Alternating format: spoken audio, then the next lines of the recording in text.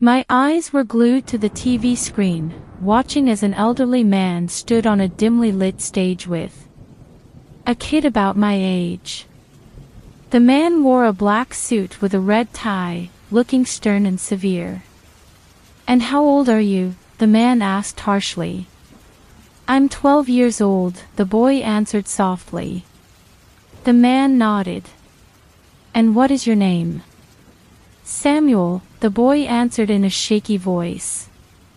The man nodded again before looking at the audience and raising his eyebrows. "Where are your parents?" The boy shrugged. "I don't know," he answered in a small voice. The man sighed and looked at the audience again before turning back to the boy. "And where do you live?" The boy looked up at the man, his eyes wide. "I don't know." The man nodded before looking at the audience again. "So, you're still a child, and you're homeless. That's just great." The old man laughed before continuing.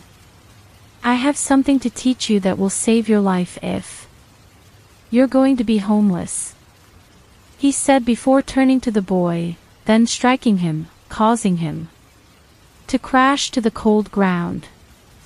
"Listen closely, you little brat. You'll have to do whatever it takes to survive.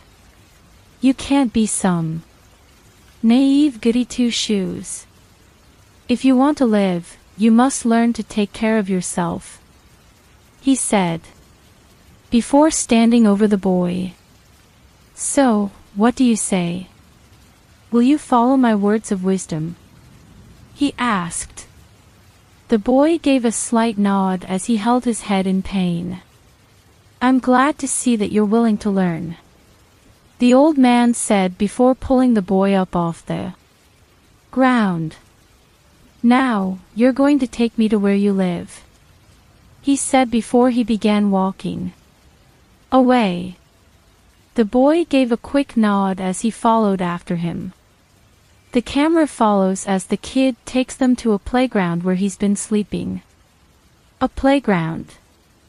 I see," the old man said with a smirk. "Very well, then. It seems that the place you've been sleeping in doesn't have enough suitable places for you to train. How about it?" The child looked at the man with a curious expression. The man glanced back at the camera, winking before turning back to face the boy. "I'm gonna teach you how to kill." The camera pans around to the old man, grinning from ear to ear, seemingly thrilled at the prospect of teaching a young boy how to kill. The scene switches to a close-up of the young boy's face, who's frowned upon and disturbed. "Now, let me teach you how to kill," the old man said, gesturing with his hand as if he was conducting an orchestra. "You see, killing isn't all that complicated. It's rather simple. All you need to do is..." The old man said before being interrupted by my parents, who shut the TV off and stood in front of it, hands on their hips in disappointment. "I'm sorry, son," my father said, "but we don't think it's good for you to watch this. We're going to have to take it out of your room." "Don't worry about it, Dad," I replied, "I'll be fine." "Yeah, don't worry about it. My mother said, this stuff is bad for you. You shouldn't be watching this." "I'm not a little boy anymore, Mom," I said. "I can make these decisions for myself." "Well, we don't think you should be watching it, and that's what matters," my father said before. He and my mother took the TV and all the games out of my room, leaving me to stare at an empty wall. I'm not a little boy, I thought. I can do what I want. But then I realized I was wrong. My eyes fluttered open, and I shifted to my side, where I saw a few rays of sunlight creeping into my room. I fell asleep in a silent, dark room. I yawned, stretching a little bit before swinging out of bed. I grabbed a pair of sweatpants out of a drawer, put them on, walked over to the door, and opened it. I walked into the hallway and headed towards the stairs, where I heard voices. "How is he?" my mother asked.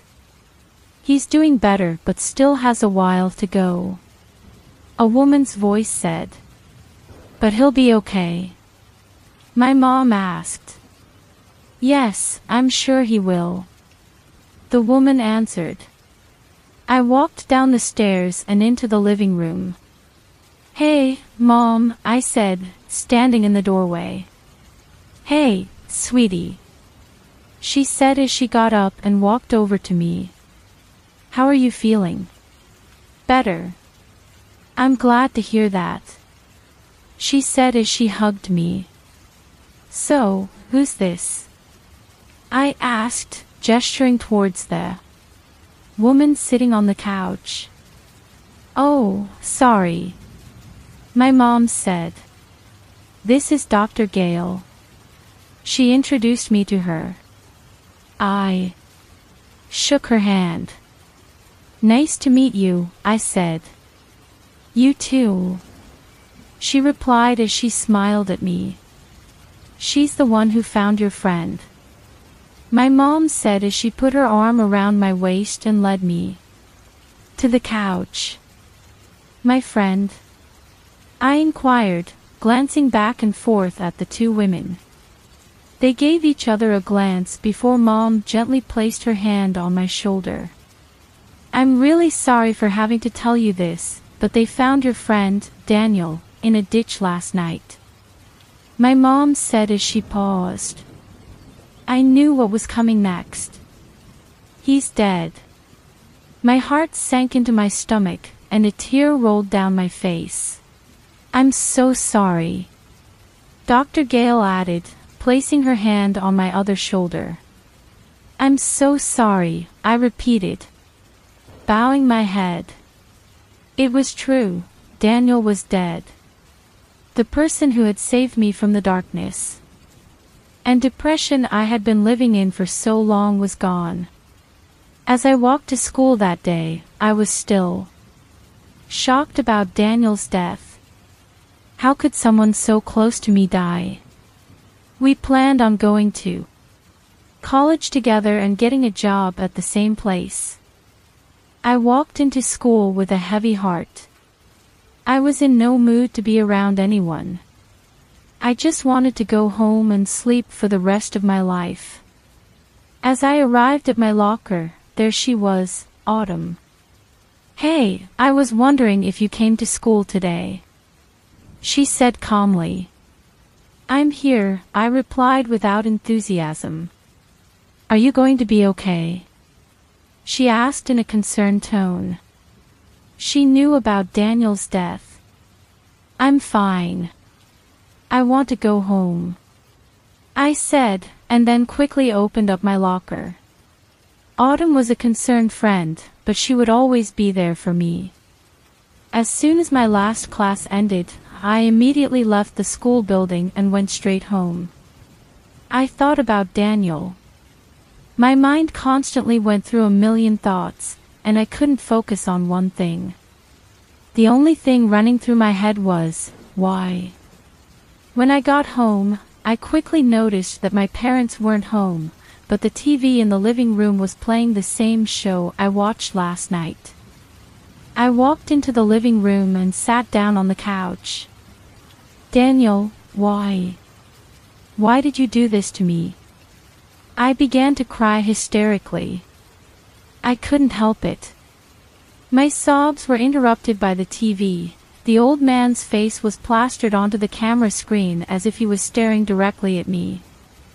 I wiped the tears from my eyes and stared back at him, but my eyes widened when he spoke.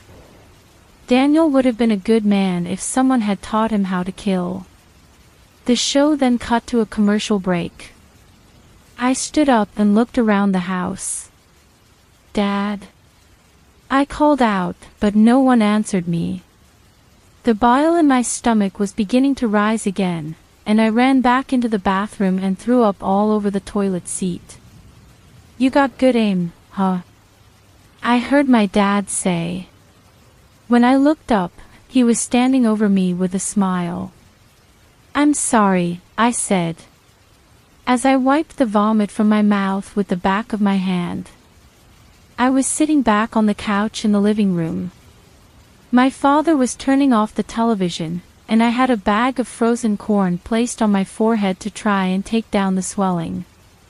"Are you sure you're okay?" my mother asked me for about the 10th time since dinner. "I'm fine," I said through a mouthful of ice. "We're always here for you," she iterated. "I know, I really appreciate it. I think I need some time. I have something that'll help." Before I could protest, she had already gone into the kitchen. The old man's words crept into my mind. What had he meant? "It's not magic. It's just a chemical process. It has no power of its own." She came back with a glass of water and some tablets. "Take these." I took the pills from her and swallowed them, no questions asked. "What are they?" "A mild sedative," she answered. "What?" "I'm not going to sleep now, Mom. It's only 9. You need to rest, dear. You've been under a lot of stress recently." "I'm fine," I lied. "You just need to relax a little." She kissed me on the forehead and left for her room. I closed my eyes for a moment, but it was hard to relax. My mind kept racing. "You're a failure." The old man's voice rang in my ears, and I jerked awake. I rubbed my eyes and looked around. I was still on the couch in the living room, but everything was dark. Suddenly, the TV sprang to life, the old man's face immediately appearing. His head was tilted to the side, staring at me as if I was a trapped animal waiting to be saved. "If you don't wish to end up like Daniel," his grin slowly crept across his cheeks, "then you need to learn how to kill." Before I could respond, I began to feel dizzy. The man's face began to distort as he spoke, his mouth moving at such impossible angles and speeds. "Your parents are trying to kill you, and it begins with the pills you took earlier. Next, they'll keep on feeding you things, and you'll consume them without so much as a whisper. Soon, you'll be joining Daniel, unless..." He tilted his head even further, looking like he'd snap his neck at any moment. "Unless you kill them. Tonight." My mouth moved on its own. "How do I do that?" His grin widened, stretching past his ears and into his gray hair. "There's a knife in the kitchen. Pick it up, go to their rooms, then stab them." Before I could retaliate, my body was already walking into the kitchen. With shaky hands, I picked up the kitchen knife that was conveniently lying on the counter, and then I stumbled up the stairs, the floorboards creaking and groaning under my weight. I stood at their closed door for what seemed like hours, motionless. The man's words plagued my mind. I tried my best to fight back but found I had no control over my body. I screamed, but nothing came out. I yelled at my parents to wake up, but nothing happened. I trembled inside as my hand twisted the door open, and I stepped inside the pitch-black room, closing the door behind me for the final time.